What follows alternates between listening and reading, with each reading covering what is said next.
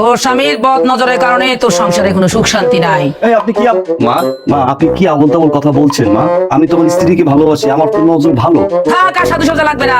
শোন মা, তুই যতই চেষ্টা করস কোনোদিন তুই মা হতে পারবি না যতদিন না তোর স্বামীর কুনজর পরনারীর থেকে সরে না যায়। মা হেডি আপনি কি কইতেছেন মা?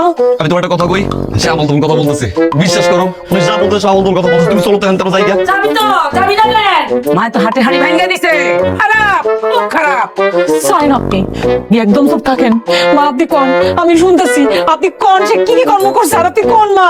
মা জননী, তুই আমার কথা বিশ্বাস কর। তোর স্বামী খেলনা বেচার নাম কইরা বাড়িতে বাড়িতে যাইয়া সুন্দরী ভাবিদের দিকে কোন নজর দেয়, যারা চোখ তোর উপরে পড়ে তুই সন্তানের মুখ দেখোস না। পাপ, ঘোর পাপ।